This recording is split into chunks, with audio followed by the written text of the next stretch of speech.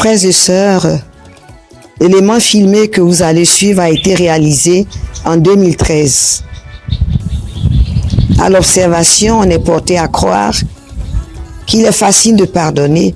Nous disons non. Non, il n'est pas facile de pardonner. Comment puis-je pardonner à celui qui m'a fait du mal? Le mal ayant plusieurs expressions et visages.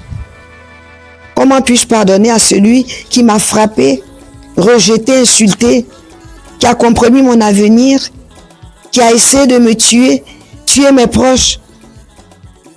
Comment pardonner quand ma blessure est encore aujourd'hui un handicap qui me rappelle tous les jours la violence que j'ai subie? Nous avons le témoignage de cette femme qui a perdu un œil pendant son enfance suite à la violence de sa tutrice.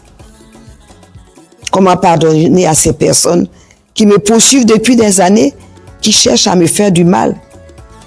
Non, frères et sœurs, il n'est pas facile de pardonner. Pardonner à cette personne qui a détruit tous mes biens, ces personnes qui m'ont trompé, escroqué, trahi, volé, ces personnes qui m'ont calomnié, qui ont été injustes. Frères et sœurs, comme vous le voyez, la liste est longue. L'objectif de ce film est de révéler une réalité, une chose essentielle, l'urgence du pardon, quelle que soit l'offense, le pardon sans condition et sans réserve. Oui, pardonner, c'est de cela qu'il s'agit.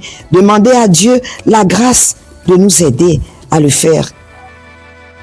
Nous voulons montrer ici l'urgence du pardon, la nécessité du pardon, car le pardon protège l'homme, protège son histoire, protège son avenir.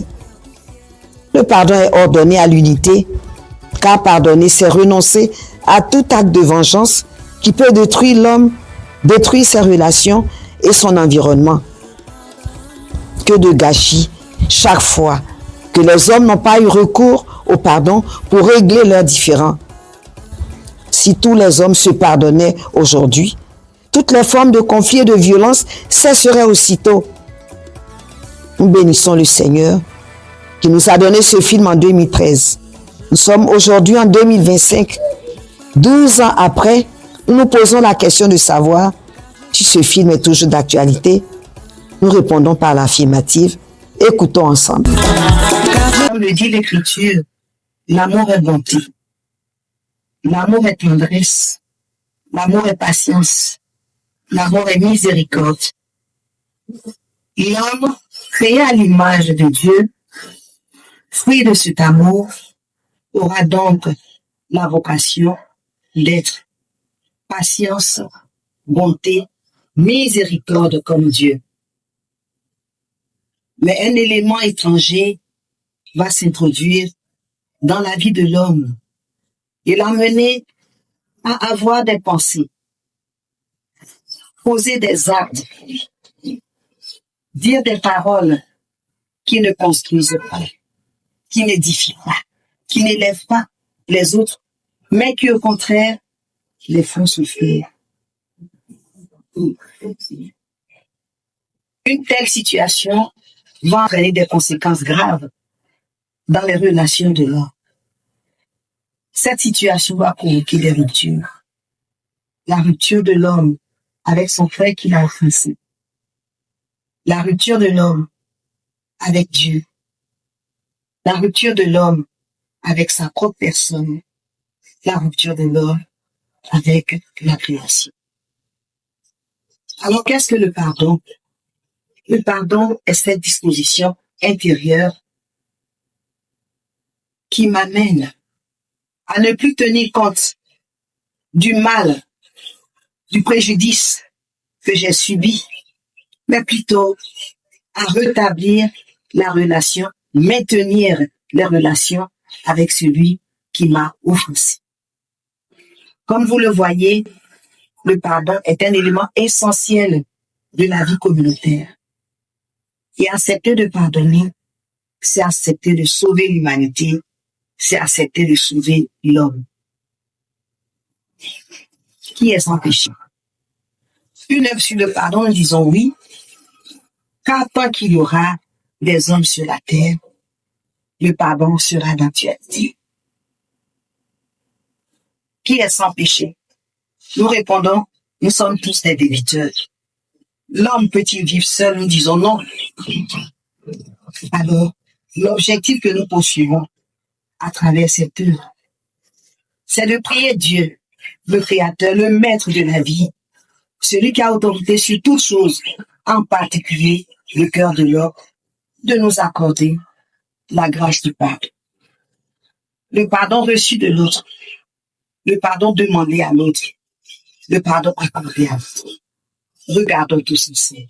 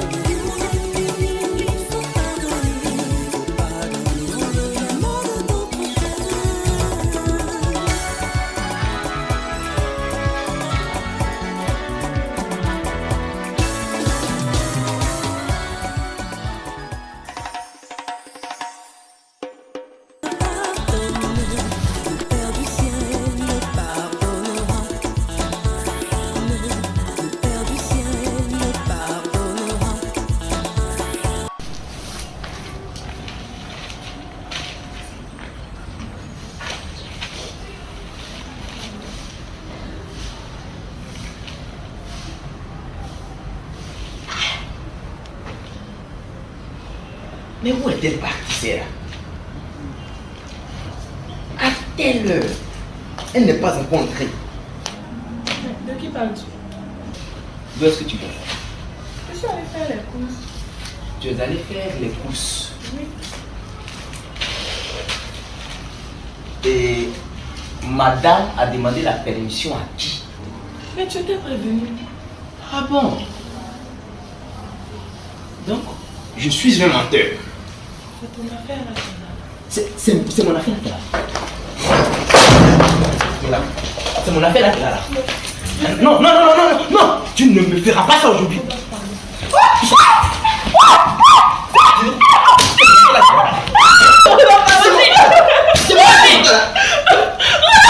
Vas-y. Vas-y.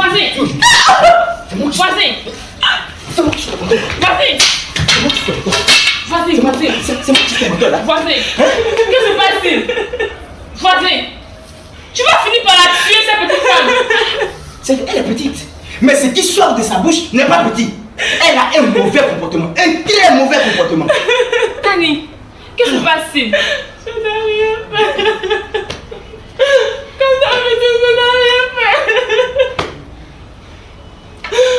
3 ans de mariage. 3 ans de souffrance. 3 ans de violence.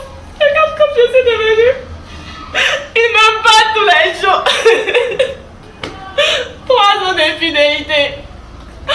3 ans de mépris et d'humiliation. Je n'en peux plus. Non, c'est trop, je n'en peux plus. Je vais demander le divorce. Tani. écoute-moi. Je sais que tu souffres. Dieu même sait que tu souffres. Tout le monde sait que tu souffres.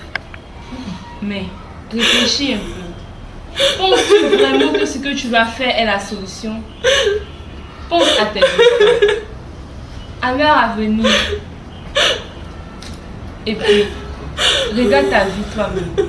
Est-ce que tu as toujours été sans reproche? Non. Nous sommes des hommes. Pense à ton foyer. Pense à Rodolphe lui-même qui est devant toi. Pense à toute la famille. À tous ceux qui vous aiment. Non. Non, je suis fatiguée. Je suis fatiguée. Je pense qu'on peut arranger. Donne-lui une seconde chance. Tani, pardon. Rodolphe. Tani, c'est ton épouse. La mère de tes enfants. Ton amie. Dieu te l'a donnée pour que tu puisses l'aimer. Arrête de la frapper.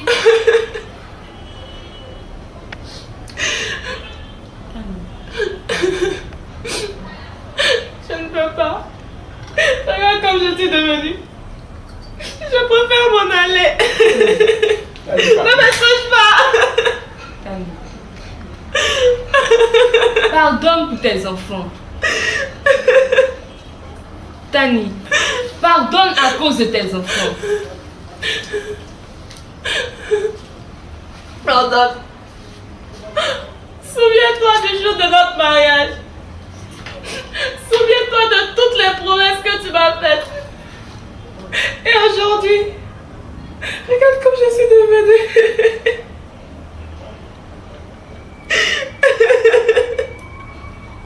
Tani, pardon. Je reconnais avoir mal agi. Je reconnais avoir très mal agi. Je te prie de me pardonner. Plus jamais je vais lever la main sur toi. Plus jamais. S'il te plaît, pardonne-moi. Or, il est écrit, l'homme quittera son père et sa mère pour s'attacher à sa femme, et ils deviendront qu'une seule chair. Genèse 2, verset 24. Il est écrit, vous les hommes, aimez votre femme à l'image du Christ. Il a aimé l'Église, il s'est livré lui-même pour elle.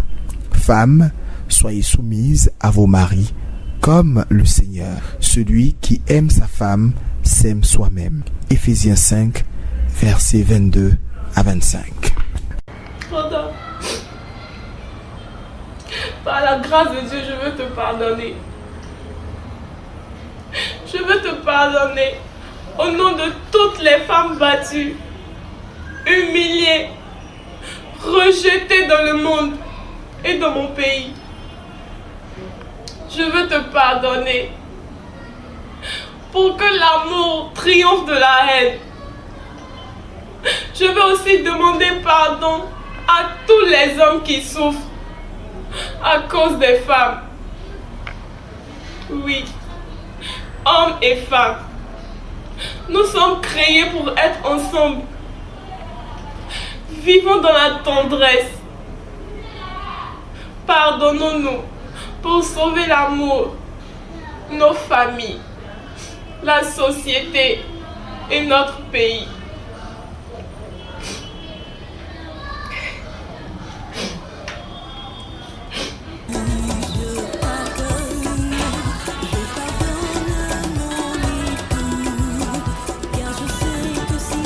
Tani, pardon. Je reconnais avoir mal agi. Je reconnais avoir très mal agi. Je te prie de me pardonner. Plus jamais je ne veux lever la main sur toi. Plus jamais. S'il te plaît, pardonne-moi. Frères et sœurs, nous connaissons la suite de ces paroles. C'est la réconciliation. C'est-à-dire accepter de se mettre d'accord à nouveau, accepter de s'allier, accepter de refaire le chemin ensemble, accepter de recommencer l'expérience merveilleuse du vivre ensemble qui est la vocation de l'homme, le vivre ensemble, la vocation du couple. Pour cela, 2 mots, 2 paroles ordonnées à Dieu ont suffi. Je reconnais, c'est-à-dire l'aveu, et le pardon. Pardon, Tani. Je reconnais avoir mal agi. C'est un aveu de la faiblesse de cet homme, son erreur, ses limites, sa déchéance. Oui, les reconnaître devant les hommes. Ici, la femme et la voisine, mais surtout devant Dieu, le Créateur, à qui l'homme appartient, qui est le premier blessé quand l'homme souffre, quand l'homme est blessé.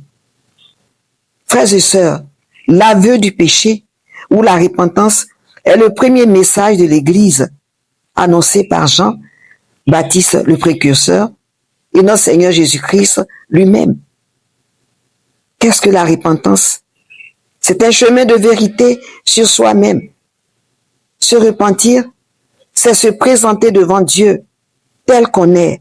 C'est accepter de se regarder à travers le miroir du Saint-Esprit qui est le regard de Dieu, le regard juste sur l'homme. Prendre la décision de changer et demander pardon à Dieu. Cette démarche ouvre automatiquement la porte de la miséricorde de Dieu, car Dieu aime celui qui se répand. Oui, la repentance, c'est de cela qu'il s'agit. Et c'est le message de Saint Jean-Paul II pour la Côte d'Ivoire et le monde depuis Abidjan, où se trouve sa relique de 1er degré, qui signifie sa présence. Pour la guérison et la restauration du monde, dit-il aujourd'hui, c'est la repentance qu'il faut. Frères et sœurs, qui est sans péché, qui n'a pas besoin de se repentir, qui n'a pas besoin de pardonner, qui n'a pas besoin de demander pardon. Les chapelets d'accusation mutuelle, les projets de vengeance n'apportent rien à l'homme, car contraire à la loi de Dieu, qui est une loi ordonnée à l'amour, c'est-à-dire à la miséricorde, à la bienveillance, à la patience, au pardon, à l'humilité. L'amour, nous dit l'apôtre Paul, ne fait rien de mal au prochain. Et le psalmiste ajoute, à Dieu appartient la vengeance. Écoutons le Seigneur à travers le livre de Siracide, au chapitre 27, verset 30, chapitre 28, verset 1 à 7. Rancune et colère, voilà des choses abominables où le pécheur est passé maître. Celui qui se venge éprouvera la vengeance du Seigneur. Celui-ci tiendra un compte rigoureux de ses péchés. Pardonne à ton prochain le tort qu'il t'a fait. Alors, à ta prière, tes péchés seront remis. Si un homme nourrit de la colère contre un autre homme, comment peut-il demander à Dieu la guérison? S'il n'a pas pitié pour un homme, son semblable, comment peut-il supplier pour ses péchés à lui? Lui qui est un pauvre mortel, il garde rancune. Qui donc lui pardonnera ses péchés? Pense à ton sort final et renonce à toute haine. Pense à ton déclin et à ta mort et demeure fidèle au commandement. Pense au commandement et ne garde pas de rancune envers le prochain. Pense à l'alliance du Très-Haut et sois indulgent pour qui ne sait pas. Amen.